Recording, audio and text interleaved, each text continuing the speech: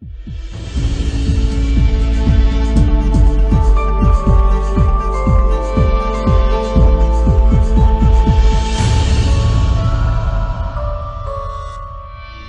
Ezequiel é uma pessoa assim, interessante, é um profeta interessante, porque, na verdade, ele não era profeta, ele era sacerdote. E a gente vai ver isso no decorrer da aula, e vai ver como Deus mudou a função dele, né? Interessante que o sacerdote é aquele que representa Deus entre os homens, ou melhor, representa os homens levando para Deus. E o profeta é justamente o contrário. Então, Deus chamou ele para fazer o caminho inverso da função dele. E é um livro que, se eu perguntar assim, o que você sabe de Ezequiel? Não vou perguntar, não, estou perguntando. O que você sabe de Ezequiel? Pode falar, o Vale de Ossos Secos. O que você sabe de Ezequiel? Hã? Não estou ouvindo, Vale de Ossos Secos. Hã? É isso aí, Ezequiel 37, o Vale de Ossos Secos. No mais, as visões meio doidas que ele teve, né? Mas a gente vai tentar passar por isso aí e tentar extrair alguma lição, alguma implicação e aplicação para a nossa vida. Então, Ezequiel não é só um vale de ossos secos. Ezequiel não é só o arauto que está em cima do muro anunciando. Não, Ezequiel é muito mais do que isso. Ok? Bom, nós vamos passar aí,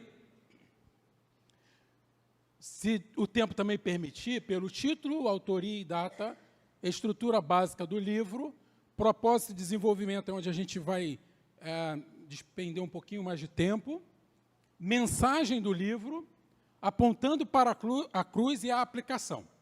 Eu vou tentar correr nesse sentido com os amados. Amém? Então, vamos lá. Bom, pelo menos o título, ele é bem fácil. Eu botei aqui a transliteração, o nome dele em hebraico, que é Ezequiel, significa o Senhor fortalece. Algumas aulas passadas, se não me falha a memória, o pastor Léo, ele trouxe a ideia de que o nome, ele tem muita função para os orientais. Para nós nem tanto, mas para os orientais, pelo menos para aquela cultura ali, do Oriente Médio, o nome tem um significado muito forte, né? O nome, ele se ajusta muito bem à difícil missão, à árdua missão que Ezequiel teve, que esse profeta teve que enfrentar. O Senhor fortalece. Inclusive, da oposição, né? Dessa oposição que ele enfrentaria. Então, o nome dele vem muito a calhar, cai bem o nome dele para o momento em que ele está vivendo. E, como a gente vai ver, o Senhor fortalece, a gente vai também poder aplicar isso nas nossas vidas também. Tá bom? Bom, passar rapidamente aqui pela linha do tempo. E o que a gente precisa entender dessa linha do tempo? Eu sei que, às vezes, para a grande maioria, a história é uma coisa chata, é uma coisa enfadonha. Mas para outras não, para outras pessoas não. Mas a gente precisa olhar para esse contexto que Ezequiel está vivendo. Não, na verdade, não só Ezequiel. Jeremias também vive um pedaço disso aqui, né? Isaías, ele foi antes, mas Sofonias está vivendo, Obadias ele está vivendo esse período um pouco conturbado da história de Israel. E tudo na vida de Ezequiel começa em 605. Não é o ano do nascimento dele. Mas em 605 houve a primeira deportação e o profeta, olha aí, mais um profeta que vai viver nesse tempo, juntamente, que vai ser matéria da aula seguinte, né? O seminarista Anderson vai dar essa aula. Pastor Anderson, né? Para a igreja já acostumar. Daniel, ele foi levado cativo nessa época, em 605. Então, Daniel, ele vai na primeira deportação. Essa primeira deportação não é um exílio assim, tenebroso. Tá? Por quê? Porque Daniel, ele vai para o palácio. Lembra? Daniel e seus amigos vão para o palácio. Então, aquele contexto é o contexto da primeira deportação para a Babilônia. Babilônia vence a batalha com o Egito, em Carquemes, e aí depois ele começa a levar o povo. E houve uma segunda deportação. A segunda deportação foi por volta de 597 a.C. Está ali a datinha ali, ó. Primeira e segunda deportações. Ezequiel, ele vai nessa segunda. E o que aconteceu de especial também nessa segunda? Não foi todo o povo. Foi agora uma parte da cidade e tinham certa liberdade de trabalho. Veja bem, foi a primeira deportação dentro do palácio. A segunda deportação ao redor do palácio. Então, eles estavam vivendo na cidade. Então, assim, também não foi de tudo tão ruim. A terceira que foi pior.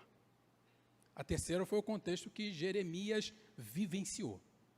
Então, eles podiam trabalhar. Só que eu falei que Ezequiel, ele era sacerdote. Mas eles não estavam no templo. O Salmo 137 vai falar o seguinte, olha, eles, né, os nossos inimigos que nos deportaram, eles pediam as canções, mas como que eu vou cantar uma canção se nós não estamos em Jerusalém? O Salmo 137, ele vai trabalhar essa tônica da deportação. E muito provavelmente o Salmo 137 é desse modo aqui, desse tempo aqui. E também, no Salmo 137, ele vai falar que estavam junto aos salgueiros que haviam lá no rio Quedar, que é justamente o rio onde o pessoal viveu. A pergunta que fica é por que o povo, naquela época, o povo judeu, preferia ir para onde estava o rio? Isso é simples, porque lá eles poderiam fazer o ritual de purificação, e para poder orar, para poder ministrar. Então, ao fazer o ritual de purificação, eles dependiam de água. É por isso que eles iam para junto do rio. Lembra de Paulo? Paulo na Macedônia? Passa a Macedônia. Ele tem aquela visão e ele vai para a Macedônia, mas ele não encontra uma sinagoga para poder pregar, para poder falar de Cristo. E aí ele vai para onde? Para o rio, onde encontra o quê? As mulheres. E ele achava que aquele local seria um local ideal para começar uma oração. Então, eles começam a igreja através da oração. Interessante. Quando a gente entende essa cultura, esse pano de fundo. Só que aí teve a terceira deportação, que foi pior. 593, Ezequiel é chamado. Ou seja, ele foi deportado com 25 anos e com 30, como vai dizer Números 4:3, que era a idade para o homem assumir o sacerdócio, ele agora tem a visão. Ele estaria impedido de fazer o trabalho da linhagem dele sacerdotal. Mas o Senhor não o deixou abandonado. O que ele faz? Ele muda o ministério justamente na época em que ele deveria estar assumindo as coisas concernentes ao templo. Um detalhe, o templo ainda está de pé lá em Jerusalém. Eles estão a 1.000 quilômetros de distância, mais ou menos, tá? E o templo está de pé, os muros estão de pé ainda. Só que em 586, ou melhor, em 587, Jerusalém é cercada. E aí eles fazem um cerco que não tinha como transpor o muro de Jerusalém, então eles fazem um cerco na cidade de Babilônia e ficam 18 meses ali. E a pergunta, agora a questão que fica é, como vai entrar comida na cidade? Então, por 18 meses, o povo, a outra parte que ficou, a terça parte que ficou, sofreu. E quem é que ficou lá dentro? Jeremias. Jeremias ficou lá dentro. Jeremias sentiu na pele a pior situação, ou a pior das catástrofes que poderia acontecer com o povo da aliança, o povo que tinha o Deus Todo-Poderoso. Um detalhe interessante aqui, que eu pego desse contexto e desses profetas, Daniel, Ezequiel e Jeremias, é que cada um estava onde exatamente Deus queria que ele estivesse. E aqui a gente pode já tirar uma implicação para nossas vidas. Não é a profissão A ou a profissão B que eu tenho que mudar. Não, porque Deus ele quer te usar onde você está. Então, essa primeira implicação eu já tiro. Por quê? Por que eu falo isso? Porque existem algumas denominações que o cristão ele não pode pegar em arma. Eu não estou falando para ninguém pegar em arma, tá, gente? Não me entendam mal. Também está sendo gravado, pode voltar, né? Não pode editar. Então, tem denominação que fala assim, não, o cristão não pode ser... Aí eu vou usar a minha profissão, né? Policial. Nem profissão, é vocação. Ah, policial, por quê? Porque pega em arma, né? Troca tiro, enfim.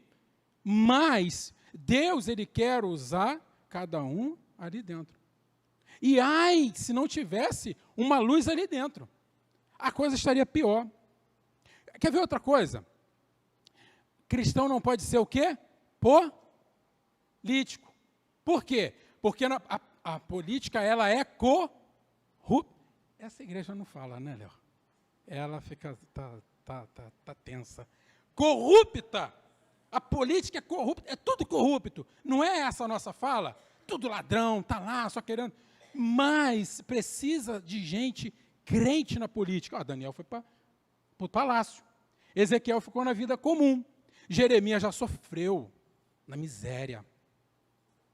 E gente, o caso era tão estarrecedor que existe um texto bíblico que vai falar assim, pega o seu filho e vamos cozinhar para comer. O tamanho da desgraça, ou seja, o Deus retirou a sua glória de Jerusalém. Foi terrível. Então, nesse pequeno detalhe, a gente já tem essas implicações. Beleza? Então, vamos passar, vamos continuar, porque vai...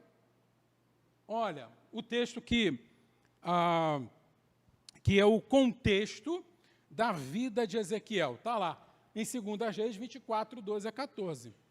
Esse texto é o texto exatamente do contexto de Ezequiel.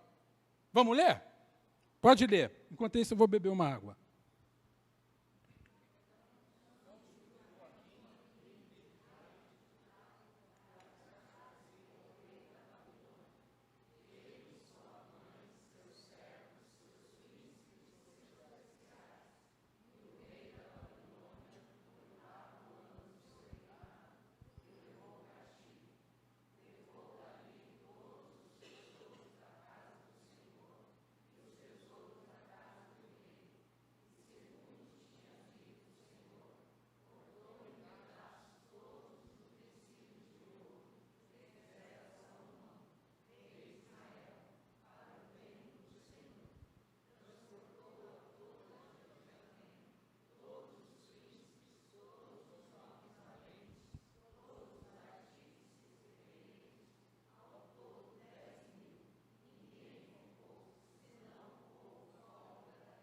Percebam?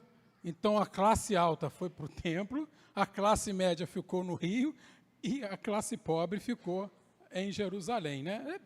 Nada diferente dos dias de hoje. Mas vamos lá. Autoria. A autoria, ela começou a ganhar um destaque aí, né? Meio perigoso no século passado e retrasado para o passado, né? Que seguindo a tradição cristã, Ezequiel é o autor do livro. E o que sabemos sobre este homem está no livro que leva o seu próprio nome. Por quê? Porque ele não é citado, curiosidade, irmão, ele não é citado em nenhum outro lugar da Bíblia. Nem em profecia. Ora, mas não é profeta? Por que ele não é citado, né, pelos evangelhos ou pelo próprio Paulo? Não é citado. Ele também não é citado naquele contexto de 2 Reis que vocês leram. Então, percebam que Ezequiel, a despeito de ser um homem da linhagem sacerdotal, ele trabalhou às escondidas. E a pergunta que fica é, então, por que o nome dele, ou melhor, o livro dele, está na Bíblia. Um outro detalhe, que esse livro, Ezequiel, é o único livro da Bíblia autobiográfico. É escrito 48 capítulos em primeira pessoa, exceto o versículo 2 e o versículo 3. Mas a autoria é dele. Há uma escola rabínica do século 6 a.C.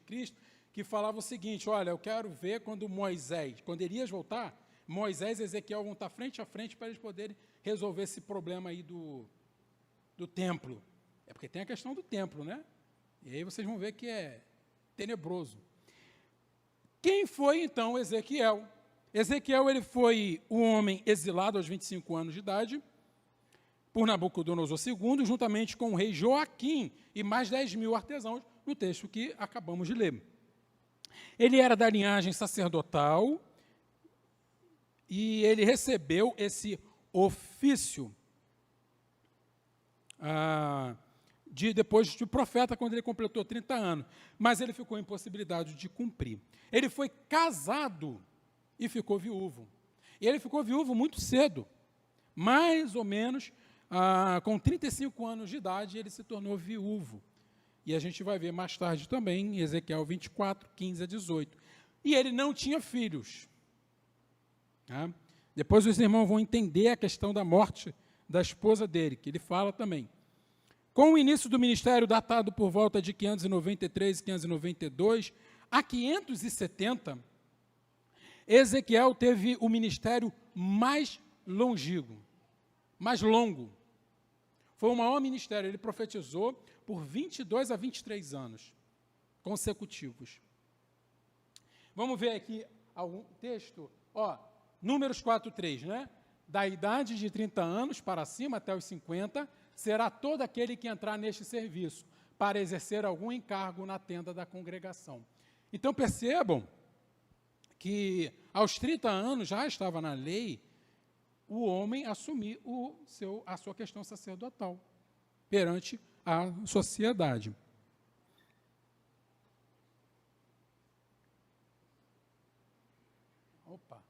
Botar essa data aqui, para os irmãos entenderem o que eu falei, que ele teve a questão mais longínqua, mais longa. Ele também, interessante que ele tem, no livro tem 13 datas. Todas elas batem com a história. Não é porque a Bíblia precisa de confirmação da história, não, irmãos. Porque a Bíblia não tem função histórica. A função da Bíblia é mostrar o grande propósito de Deus para a redenção da humanidade. Mas a gente usa a história para poder dar a segurança das datas. Dessas 13 datas que estão no livro, apenas uma não veio da parte de Deus. Que interessante isso. Ou seja, todos os seus oráculos, todas as suas visões, tudo isso, ele não estava em transe, ele não estava em êxtase, ele estava bem vivo, bem acordado, porque ele é capaz de nomear. Olha lá no verso 1 do capítulo 1. Aconteceu no 30º ano, no 5º dia do 4º mês, que estando eu no meio dos exilados junto ao rio Quebar. Perceba que ele faz um diário. Aconteceu nesse dia. Só faltou botar a hora. Né? Mas ele não tinha um relógio de sol na época. Né? Então, de todas essas datas, a única que não veio da parte de Deus, através de visão, através de fala ao povo, foi a chegada do primeiro fugitivo. Essa aqui, a 12ª data do livro, que fica no capítulo 33, versículo 21. Passando mais um pouquinho, a gente vai entrar na estrutura básica do livro. Essa estrutura básica, ela é bem básica, tá? Capítulo 1 ao 24, o julgamento de Israel. Porém, não é propriamente Israel, porque o reino de Israel já não existe. Porque há pelo menos 100 anos atrás, Israel se dissolveu pelo Império Assírio, em 722, na queda de Samaria, ok? Então, o reino do norte, chamado de Israel, não existe. Mas, a partir daqui do livro de Ezequiel, o reino do sul, Judá, ele vai ser considerado Israel. Parece que houve uma... Parece, tá? Houve uma mudança agora do nome agora. Tá? Mas, vamos prosseguir. Então, do capítulo 1 ao 24, são o julgamento contra Israel. E ele tem uma estrutura básica muito idêntica a Isaías. Existe também o julgamento contra as nações e a restauração de Israel. Então, ele é bem básico. Mas, como é um panorama, e eu não gostaria que os irmãos fossem para casa estudar Ezequiel, ler Ezequiel, e falar, aqui do capítulo 1 ao 24 é isso que está acontecendo. Ele está sendo julgado. Aqui é julgamento contra a nação. Aqui é restauração. É interessante saber disso? Para você se localizar e entender o contexto. Mas eu quero ir um pouquinho mais a fundo. E, de maneira geral, há uma concordância entre os comentaristas sobre essa estrutura básica do livro. Então, você vai pegar muitos livros aí que falam do panorama, do Velho Testamento, eles vão dar essa estrutura básica. Não tem como fugir disso, tá bom? Bom, qual é o propósito e desenvolvimento desse livro, né? A gente tem que pensar agora aqui um pouquinho sobre esse propósito. Diante desse propósito, eu busquei fontes como Carlos Bezerra, Carlos Oswaldo Pinto, que foi um pastor batista que esteve entre nós, mas hoje não está. Mas ele é muito bom para essa questão, e eu peguei do livro Foco do Desenvolvimento, tanto do Antigo quanto do Novo Testamento. Então, o propósito é demonstrar à nação exilada que a glória de Javé não fora nenhuma maneira ameaçada pela captura e destruição de Jerusalém e do templo, mas que tais eventos eram partes do plano do próprio Javé para revelar sua glória, não só ao seu povo, mas para todas as nações, enquanto ele julgava o pecado em Israel e de outras nações também. Para esse fim, o profeta faz repetida menção à glória de Deus. Ao total, no livro, ele vai citar a glória de Deus 12 vezes. Então, é algo para a gente poder já ficar com o ouvido em pé, né? Por que Ezequiel cita a glória de Deus 12 vezes? Porque ele quer transmitir alguma coisa da glória de Deus. E é o compromisso de Deus ao fazer seu nome. Por exemplo, ele próprio, em seu caráter, seu plano, seu poder, sendo conhecido. E isso acontece mais de 66 vezes em todo o livro. Olha, o que Ezequiel quer mostrar através dos seus oráculos, através da profecia que Deus enviou para ele? A glória dele, o peso do nome dele, a fama do nome dele. Por isso é que a gente olha para essa grande história, a metanarrativa, né, de que Deus ele quer fazer cumprir com o seu próprio propósito. Não com o propósito de Ezequiel, ou com o meu propósito, teu propósito, mas com o próprio propósito de Deus. Ezequiel ele vai realizar seu propósito, a princípio, ao demonstrar como a glória de Deus será revelada na humilhação, na destruição e no cativeiro de Jerusalém, em razão de sua rebelião idólatra contra o soberano Senhor. Essa é o propósito e o desenvolvimento desse capítulo 1 até o capítulo 24, que é justamente o julgamento a Israel. Bom, nessa primeira divisão, a gente tem uma subdivisão, para a gente poder entender um pouquinho melhor. Tá? Essa primeira subdivisão é a preparação de Ezequiel, vai do capítulo 1 ao capítulo 3. Você vai ver muita questão da visão, Você vai ver a questão da glória de Deus, o comissionamento, ou o envio de Ezequiel para falar.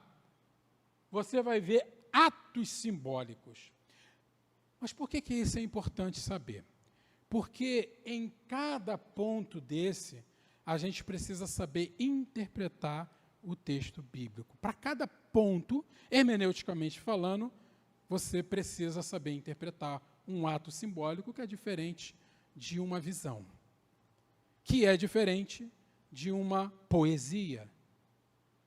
Por isso é importante a gente ter em mente, quando a gente está lendo algum livro, e agora em especial Ezequiel, você precisa olhar e perceber, olha, isso daqui é uma visão, isso aqui é um ato simbólico. Tá bom? E aqui está falando da glória de Deus. E nessa primeira divisão, ele vai descrever essa preparação de Ezequiel para ser o mensageiro a uma nação rebelde. E a sua visão vai incluir querubins, que é um tipo de guarda. Lembra da tampa do propiciatório, quando tinha 2 querubins que tocavam? Eles estavam guardando. Ali há um simbolismo de guardar. E Ezequiel, ele vai ter essa visão dos querubins guardando o quê? A glória de Deus, porque Deus vai aparecer ali para ele já no primeiro capítulo. O verso de número 4, ele vai dizer que ele estava lá na beira do rio, né? Olhei, eis que um vento tempestuoso vinha do norte, e uma grande nuvem com fogo a revolver-se e resplendor ao redor dela. E no meio disto, uma coisa, como metal brilhante, que saía do meio do fogo. Ao olhar para essa descrição, a sua mente voa para Apocalipse. Mas também a sua mente voa mais para o passado deles, que é a questão do deserto, lá no Monte Sinai. Então, a glória de Deus estava sendo manifesta na vida de Ezequiel de uma forma abrupta. Talvez pudesse ser até o dia do aniversário dele. Ele querendo comer aquele bolo gostoso que fizeram lá atrás. E aí, de repente, ele, que isso? Eu estou tendo essa visão, e ele vai entender que através dessa visão está sendo manifestada a glória de Deus. Então, Ezequiel está vendo a glória de Deus. Depois dessa visão, ele vai ser comissionado a pregar a mensagem de juízo para a casa rebelde. Esse é o primeiro tópico, né? Talvez a questão é procurar, quando a gente está olhando Ezequiel, tinha uma outra roda dentro dela, e que se movia para ambos os lados. E o que é isso? Eu não entendo isso. São visão, eu vou ter visão, vou também entrar em êxtase para ter visão. E esse primeiro capítulo aqui, ele, no período da canonicidade, ele foi proibido de ser lido na sinagoga. Por quê? Porque eles estavam temerosos quanto ao misticismo que poderia acontecer com o povo judeu, e que de fato aconteceu, a Cabala. Mas, na sua compilação final, eles entendem, não, isso não é um problema. Eles precisam ver que aqui está falando da glória de Deus. E esse problema foi sanado. Um pouco antes da própria vinda de Jesus. E ele também, nesse desenvolvimento, ele precisa ser o arauto. O que é o arauto? O arauto era aquele que anunciava. Quando via o inimigo, ele estava em cima do muro, e ele anunciava para a cidade, vem vindo o inimigo. E ele, o que ele está querendo dizer? Deus está o comissionando para ser esse porta-voz de anunciar o perigo que agora a nação de Israel, a Judá, estava por enfrentar. Ou melhor, estava até já enfrentando, mas eles não sabiam. Eles estavam 1.000 quilômetros de distância. E existe uma segunda subdivisão aí, que vai do capítulo 4 ao capítulo 24. E o que nós temos nesses capítulos? Ações simbólicas, discurso profético, pecados principalmente, dramatização. Ezequiel foi o profeta que mais dramatizou, mais fez teatro, né? Botar na nossa língua, né? Nosso linguajar, mais fez teatro. Né? Ele chegou ao ponto, irmãos, se a gente for ler o texto bíblico, de ele estar cozinhando uma comida e o Senhor fala para ele, coloque excremento no fogo e coma daquela comida. Olha que situação. Uma situação vexatória. Mas por que essa dramatização? Para poder mostrar para o povo como aquele cheiro não era um cheiro suave que chegava às narinas do próprio Deus. Porque o povo estava tão em pecado, tão absorto no pecado, que eles iam para o templo, né, quem podia, e lá, né, adorava a Deus, mas o Senhor estava falando, eu não estou aceitando isso de você, tem esse cheiro para mim, não é mais aroma suave. O profeta era duro. O povo não entendia, por quê? Ele foi chamado para falar, mas o povo não vai entender. Veja que situação. Imagina você ser chamado por Deus para fazer algumas coisas, né? E mesmo assim o povo não ouvir, não entender. É duro. Mas ele se manteve fiel, ele se manteve perseverante naquilo que Deus o comissionou. E ministério é isso, irmãos. Abre o coração aqui, né? Ministério é isso, ministério é duro. Às vezes a gente fala, e o povo não muda. Mas aí talvez eu levo, não, às vezes eu sou Isaías, às vezes eu sou Ezequiel. Vou falar, mas ninguém vai ouvir. Mas saberão que houve profeta no meio de vós. Um dia saberão. Esse aqui consola. Esse aqui nos consola. Então, nessa segunda divisão, ou subdivisão, há um trabalho muito grande sobre o juízo.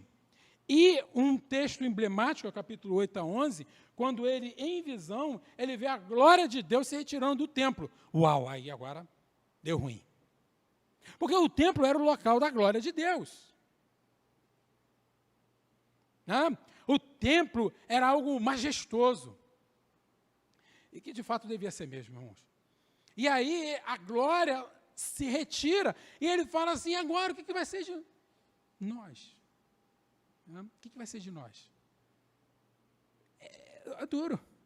Porque é como se fosse aquela história daquele rapaz, o filho, não sei o filho de quem, está lá em Reis, caiu para trás, quebrou a cabeça, e ele fala assim, Icabode, foi-se a glória de Israel. Porque eles depositavam confiança naquela glória. Ou melhor, talvez na manifestação da glória, não na própria glória. Isso é um perigo. E Ezequiel está vendo exatamente isso. Um contexto de prostituição cultural, um contexto de canibalismo, um contexto de adoração a outros deuses, idólatra, um coração idólatra. Ele estava vivendo e vendo esse contexto todo. Ezequiel, fala para esse povo agora.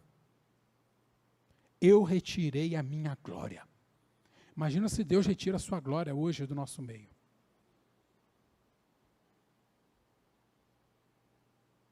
Estamos acabados. E a mensagem de juízo veio, foi retratada por dramatizações,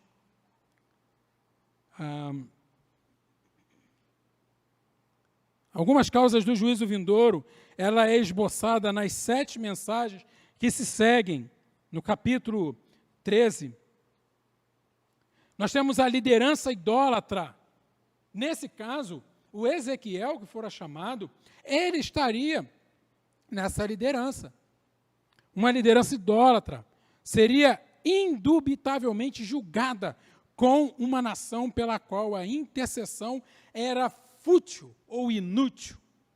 Não adianta mais orar, não adianta. Deus já decidiu.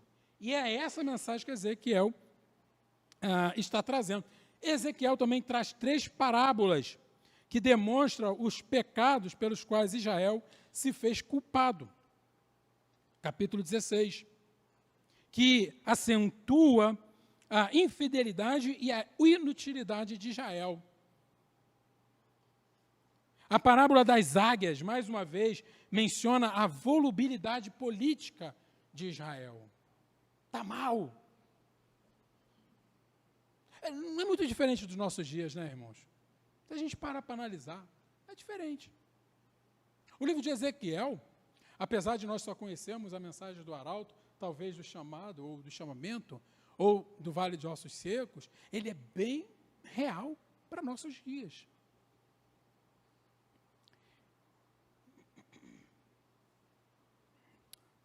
Bom,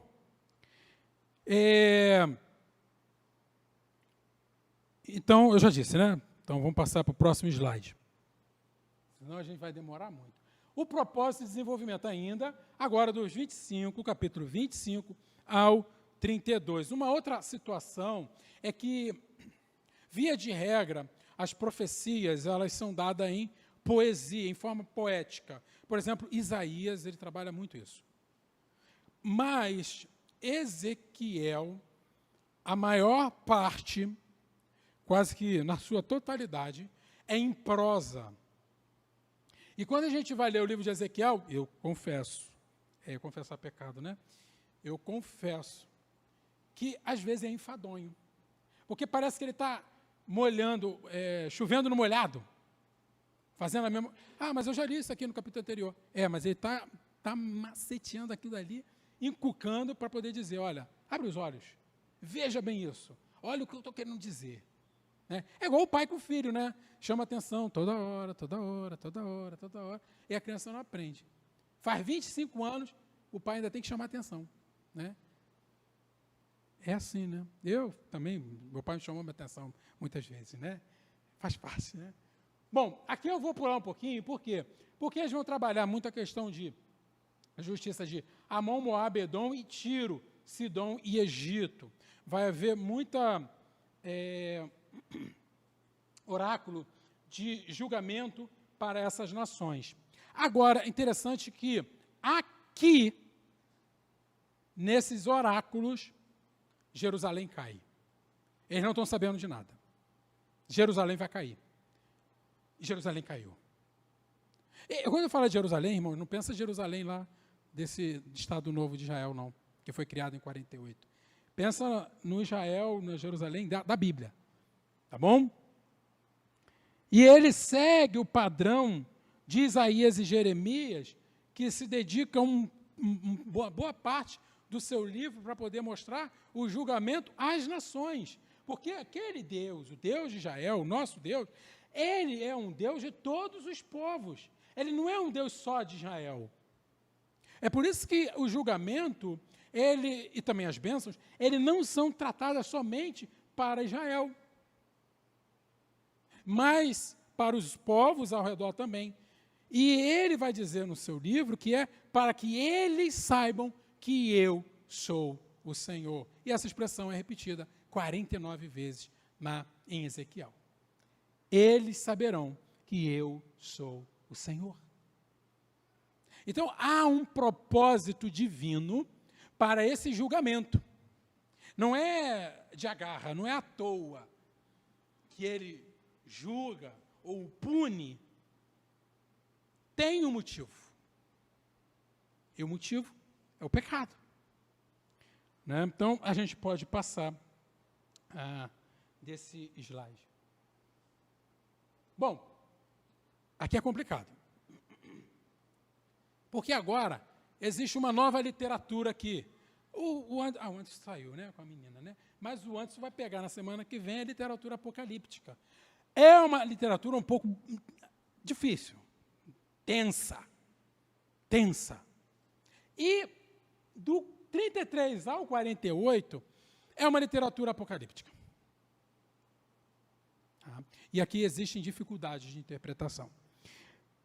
Essa terceira e última parte da profecia diz respeito à restauração final de Israel, capítulo 33 ao 39, e ao glorioso estabelecimento do reino de Javé entre os homens, centrado em uma nova Jerusalém, na qual ele habita. E Ezequiel, ele é mais uma vez, pela segunda vez, ele é comissionado como atalaia para compartilhar as boas novas de restauração. Tão logo a cidade cai, o templo cai, é queimado, os seus despojos são levados, ele tem a visão na mesma hora daquilo que estava acontecendo, a 1.000 quilômetros de distância. É como se eu estivesse vendo o que está acontecendo lá no Rio de Janeiro. 1.275 quilômetros de distância. Mas eu não tenho poder para isso. Mas Ezequiel, ele foi usado, foi mostrado a Ezequiel o que estava acontecendo. E agora Ezequiel, ele começa a proferir palavras de bênção, de restauração, de conforto para Israel, ou para Judá. Ele não se preocupa mais com o julgamento, porque o julgamento já aconteceu, o julgamento já foi feito. E agora Ezequiel, ele começa a olhar para a restauração e a renovação espiritual e política da nação. O que nós temos aqui, então? Um novo comissionamento, atos simbólicos e visões. E a glória de Deus agora também vai reaparecer. A glória de Deus aparece para Ezequiel no primeiro capítulo, de forma avassaladora, de forma abrupta. De repente, no capítulo 8 a 11, a glória de Deus abandona. E agora, nesse capítulo, ele está vendo a glória de Deus retornando. Olha que bênção, né? Ele está vendo, está antevendo a glória, o retorno da glória de Yahvé. Vamos lá?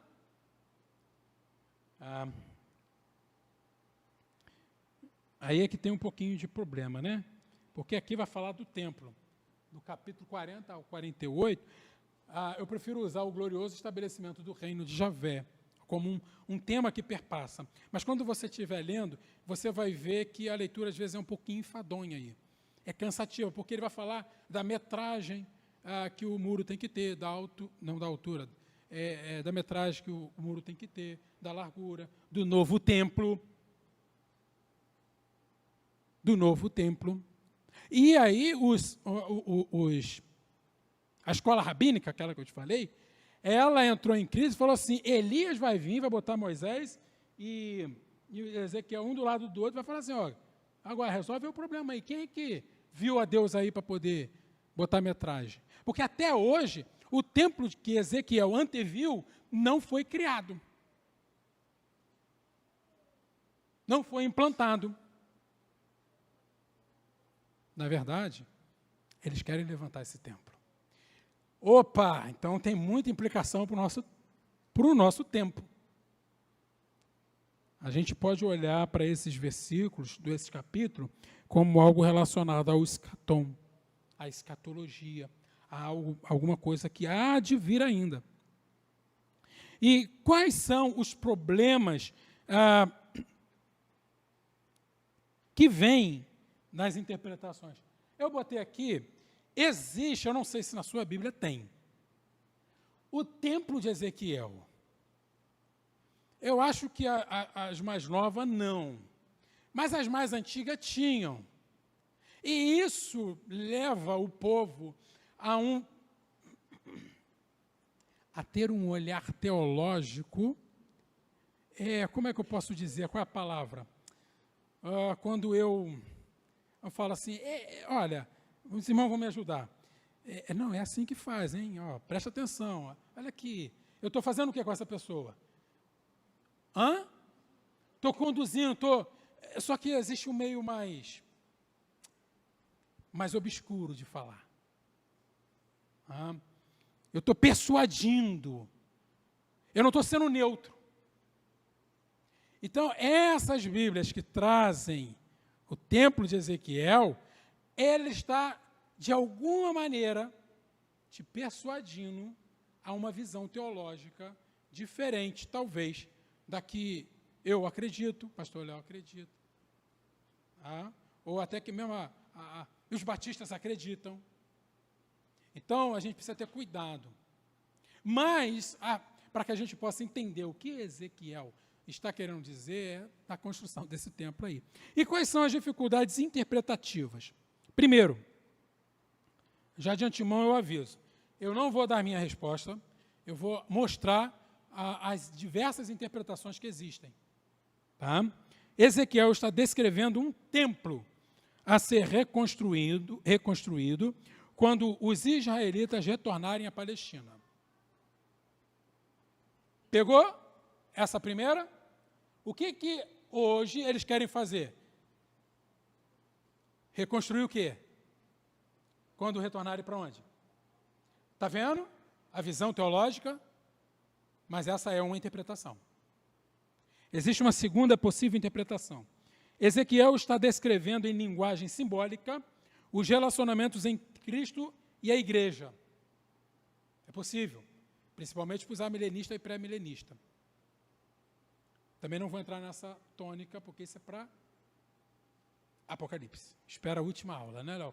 Do ano que vem. Ezequiel está descrevendo um templo literal, templo, ainda futuro, a ser reconstruído no escatom, quando a restauração final de Israel ocorrer. Essas são as três linhas que existem. O primeiro ponto de vista é adotado por alguns comentaristas liberais, que veem a tentativa de Israel para reconstruir como uma indicação que as predições de Ezequiel eram parte de um movimento apocalíptico marginal contra o qual o tradicionalismo do século VI a.C. reagiu. Esse ponto de vista, ele tem baixo conceito de inspiração. Mas tem muito crente que acredita nesse ponto de vista, nesse tipo de interpretação. Então, quando você estiver conversando com alguém aí fora, você vai poder interpretar ou entender o ponto de vista teológico com ela e poder, de repente, argumentar. O segundo ponto de vista é mantido pela maioria dos amilenistas e pré-milenistas históricos. O terceiro ponto de vista é que ele mantém um conceito elevado de inspiração e hermenêutica literal consistente, mas ele precisa lidar com a presença de sacrifício de animais depois da obra consumada de Cristo. Então, dos três pontos, você tem problema. Tem um quê de dificuldade, não um problema, mas um quê de dificuldade, em que você precisa estar baseado na sua resposta daquilo que você vai seguir. Agora, um detalhe aqui, isso daqui, essas visões, essas possíveis interpretações, não vai mudar em nada na sua salvação. Tá bom? Por quê? Porque a salvação em Cristo Jesus é primordial. O que passa disso é secundário. É secundário para a gente poder conduzir essas interpretações. Ok? E existe um novo aspecto que está surgindo, que não entrou, mas é novo. É uma visão meio que ilustrativa. Ela não é alegorizada, ela é uma ilustração. Tá bom? Vamos lá, vamos passar, porque está acabando já e também está acabando o tempo. Tema e mensagem. Quais são os temas que perpassam pelo livro de Ezequiel? A soberania de Deus. É o livro que mais fala da soberania de Deus. É o livro que mais trabalha essa soberania. Em nenhuma outra parte da Bíblia, a iniciativa e o controle de Deus é tão expresso, de forma tão clara, quanto em Ezequiel. Desde o seu primeiro capítulo até o último capítulo, ele vai dizer: eu, o Senhor Deus, falei. Isso é para soberano. E aparece 49 vezes na palavra em Ezequiel. no livro de Ezequiel. O segundo tema, bem forte, e que às vezes pode parecer repetitivo, mas não tem problema, porque todos os profetas vão falar sobre isso aqui, as consequências funestas do pecado. A base punitiva de Deus é dada, por exemplo, em Levítico capítulo 26, versículo 14 e sequência. Ezequiel ele está ecoando, como um bom sacerdote, ele está ecoando esse tema de Levítico 26, especialmente nos capítulos 4, 5 e 6 de Ezequiel. Outra mensagem importante dentro dessa consequência é que Deus ele castiga o seu povo quando ele não lhe obedece. E agora tem uma evasão da igreja, né? Do público da igreja. Por quê? Porque o pessoal, o irmão, não quer ouvir que Deus vai punir pecado. Né? Mas essa é uma verdade. Deus ele castiga seu povo quando eles não lhes obedecem. E quanto maior o privilégio, não é porque você é da elite, mas tanto maior será o severo do castigo. Eu estou com Deus, glória a Deus. Né? Os inimigos vão cair, eu estou no manto. Tudo bem, ok. Mas esse privilégio que você tem, o severo castigo, a disciplina, é maior. É maior. O povo é escolhido não somente para ser abençoado, mas, acima de tudo, para servir ao Senhor. Então, fomos escolhidos? Amém. Para quê? Para ficar dizendo para o mundo, eu sou escolhido do Senhor? Não, mas para servir. Olha, o terceiro tema, a santidade e a transcendência de Deus.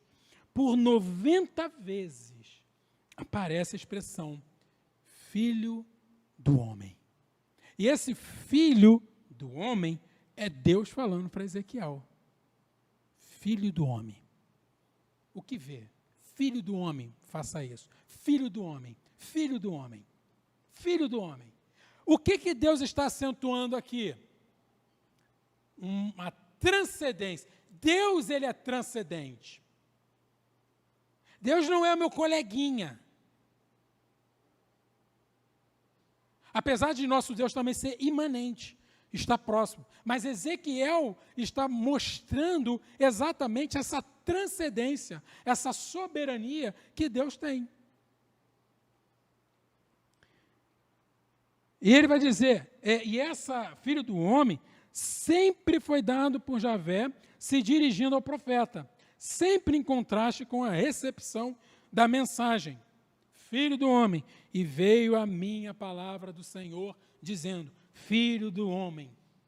Só que a título de comparação, a gente chama os primos, né, os primos muçulmanos, no Alcorão vem sempre dizendo assim, Isa ibn Maryam, ou seja, Isa, que eles traduzem por Jesus, que não é Jesus, filho de Maria. Mas por quê? Porque eles querem acentuar a humanidade, que ele não é filho de Deus. E, basicamente, está acontecendo aqui em Ezequiel. Filho do homem. Eu quero dizer que você não está no domínio de nada. Que quem está no domínio, no controle, sou eu. O soberano, o Senhor. Entendem? Mas vamos lá. E aí, no terceiro, nós temos, na quarta, né? A responsabilidade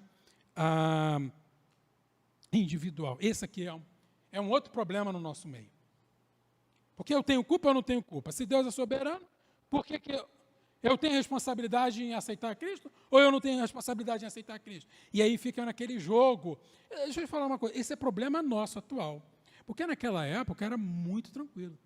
Pedro, ele vai falar sobre isso em Atos dos Apóstolos. Muito tranquilo. Nós é que ficamos mirabolando muito essa situação.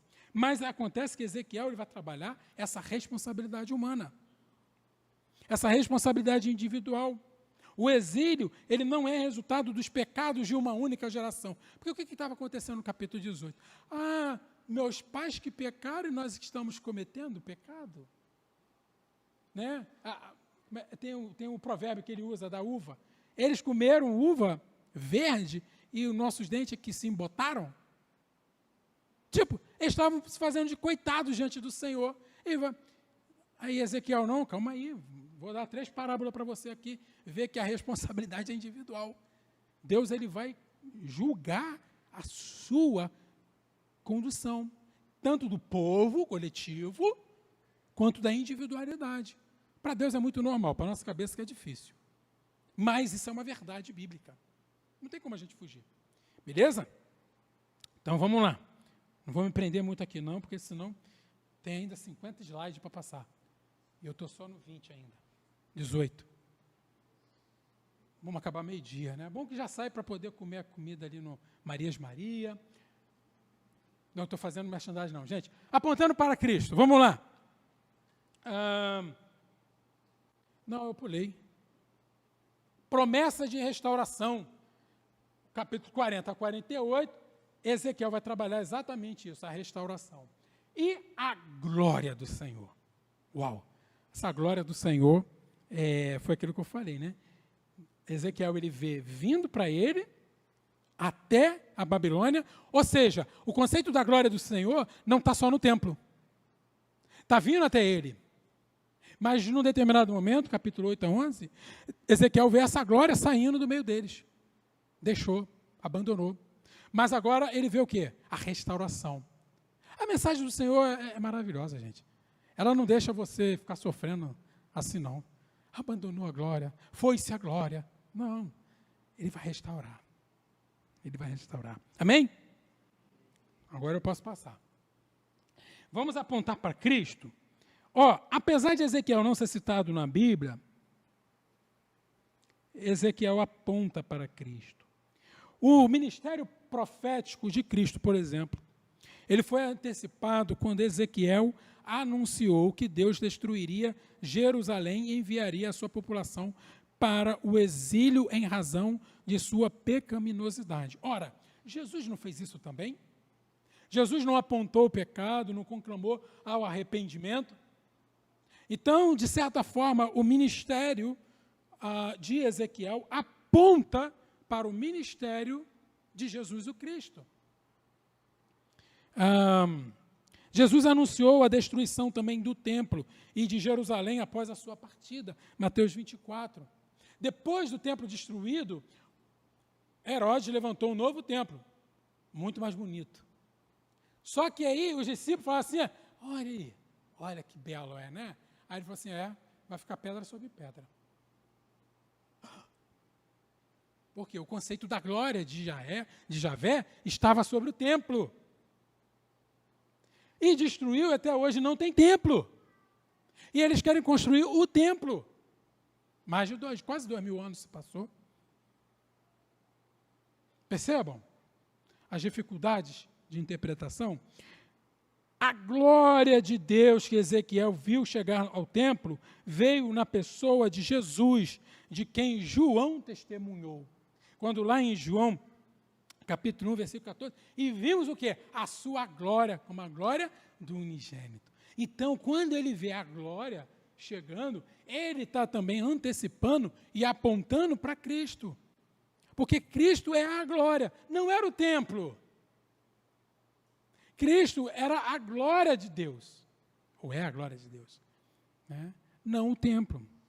A obra de Cristo foi antecipada quando Ezequiel anunciou que Deus um dia poria fim a um exílio e estabeleceria uma aliança de paz. Ou seja, quando Cristo, na cruz, ele consuma a obra, ele está sendo apontado para Cristo. Ele concluiu. O próprio Cristo foi antecipado quando Ezequiel mencionou o tal do príncipe, no capítulo 34, 37, 44, 45. Porque Jesus é o príncipe da paz. Esse príncipe seria o filho de Davi, que reinaria sobre o povo de Deus após o exílio. Da época do exílio até Jesus, nenhuma figura real na casa de Davi reinou sobre Israel. Mas Lucas, ele faz questão de dizer que ele era o filho de Davi. Promessa. promessa, está acontecendo. Ezequiel depositava muito de suas esperanças para o futuro de Israel na restauração do templo e do seu sacerdócio. Como filho encarnado de Deus, Jesus é o cumprimento final tanto do templo de Deus, João 2 e Apocalipse 21, como o sacerdócio em Hebreus 7. Sua morte foi um sacrifício expiatório. Ele agora ministra diante de Deus, no céu, intercedendo pelos santos, por mim e por você. Olha que maravilha, que consolo, saber que Deus, o próprio Jesus, Ele intercede por nós. Vamos a algumas características literárias do livro, algumas características, né? Visões, atos simbólicos, parábolas, e tem uma simetria e prosa. Na questão de simetria, Ezequiel vê a visão do templo profanado, pronto para destruição, capítulo 8, mas é contrabalanceada pela visão do templo restaurado e purificado. O Deus apresentado em ira agitada, no capítulo 1, agora é apresentado como o Deus do consolo. O Senhor está aqui, capítulo 48, versículo 35. O chamado de Ezequiel para ser atalaia do juízo é contrabalanceado com o seu chamado para ser um arauto de um novo tempo. E em um determinado texto, capítulo 6, as montanhas de Israel recebem repreensão profética, mas no capítulo 36, essas montanhas são consoladas. Então, Ezequiel trabalha com essa simetria, para dar um ponto de equilíbrio. Bom, tendo dito isso, vamos para as aplicações finais, ou implicações. A primeira é: precisamos nos identificar com a dor daquele ao nosso redor. Ezequiel, no capítulo 3, versículo 15, quando ele tem a visão da glória de Deus, deixando Israel, ele se senta atônito por 7 dias e fica prostrado. Porque ele estava se identificando, apesar de ele estar ali, vamos dizer, na classe média, ele estava se identificando com a dor daqueles que estavam em Jerusalém. Essa é uma realidade para nós. Nós precisamos nos identificar com a dor dos nossos compatriotas. E quando eu falo compatriota, eu não falo brasileiro, mas dos compatriotas celestiais, mesmo estando em terra distante.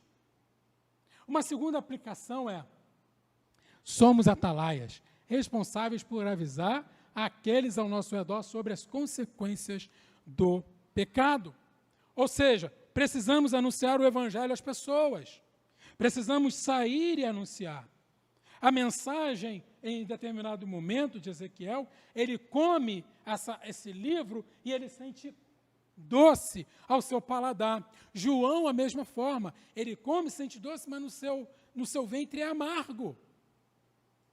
O que ele quer dizer? O evangelho, a mensagem ela é doce, apesar do seu conteúdo amargo. Mas nós não podemos nos eximir de falar para o outro. Pregar o evangelho, ser arauto do Senhor. Terceiro, precisamos nos livrar dos ídolos de nosso coração. Ezequiel denunciou a corrupção de seus corações idólatras. De mesma sorte, precisamos lançar fora os nossos ídolos. E o pior ídolo não é aquele que a gente vê, mas o pior ídolo é aquele que está no nosso coração. Onde a gente estima mais do que a própria glória de Deus. O livro de Ezequiel nos ensina isso. Isso é só o panorama, irmãos. Porque se a gente se aprofundar na mensagem, a gente encontra muito mais. Isso é só olhando o contexto, a mensagem, o tema. Outra coisa. Cuidado com a delícia dos nossos olhos. Ezequiel, ele viu a glória de Deus abandonando a delícia dos olhos deles. capítulo 24, abre sua Bíblia. Você vai ver o tamanho do ato simbólico que aconteceu com Ezequiel. Triste, mas real. Ezequiel 24, falei 34, né? Ezequiel 24, versículo 15.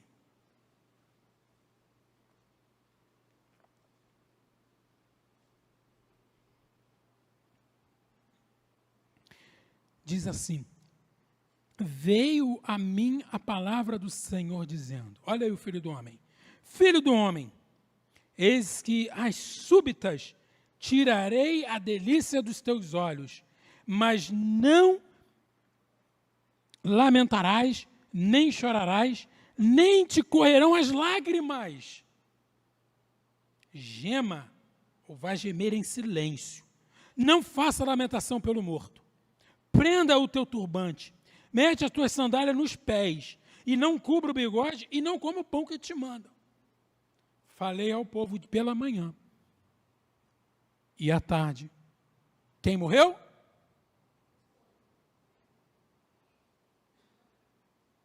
Quem era a delícia dos olhos de Ezequiel? E a mensagem que se passa por aí é o seguinte: olha, da mesma forma, eles vão vir te perguntar, por que você não está lamentando? Porque eu tirei a delícia dos olhos dele, por causa do pecado. E qual era a delícia dos olhos dele? Era o templo, que naquele dia caiu. O texto vai dizer isso. Na mesma hora, a cidade foi tomada. O templo foi colocado, botaram fogo no templo.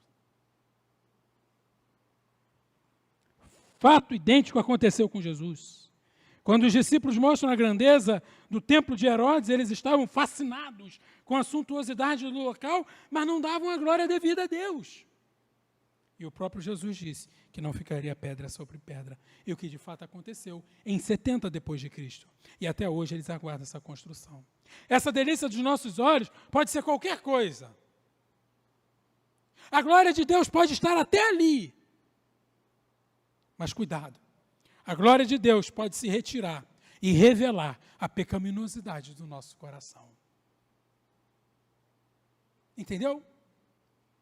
Ah, pastor, irmãos, eu amo minha esposa. E como um homem, morreria por ela. Porque é a palavra de Deus. Efésios capítulo 5. Mas se ela for a delícia dos meus olhos, a glória de Deus está sobre ela. E eu posso dar testemunho disso. Mas se a glória, ela parte desse mundo, primeiro do que eu, espero que eu vá primeiro do que eu, e eu me arrasar, é porque os meus olhos, as minhas delícias, era somente ela, mas não a glória do Senhor que está sobre ela. Isso pode acontecer com a igreja. A glória do Senhor está sobre a igreja. Mas se a delícia dos meus olhos for a igreja, o Senhor retira. Para revelar a pecaminosidade do nosso coração. Foi isso que aconteceu com Ezequiel. E ele perdeu o bem mais valioso que ele tinha. Quer dizer, o bem mais valioso era o Senhor. Mas aqui na terra era ela, sua esposa. Eu não queria ser Ezequiel. Você queria? Você é homem, casado, queria ser Ezequiel? Eu não queria. Triste, doído, e ele não podia chorar. E segundo, Deus restaurará plenamente todas as coisas. Não para por aí, não para na coisa ruim, nunca parou. E eu digo plenamente porque ele já começou a restaurar, quando ele, na forma de homem, naquela cruz, Jesus Cristo bradou: está consumado, tetelestai.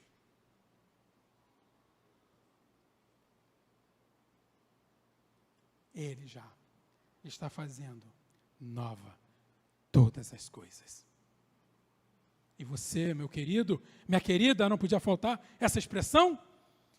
Queridão, queridona, você já é uma nova criação em Cristo Jesus. Amém?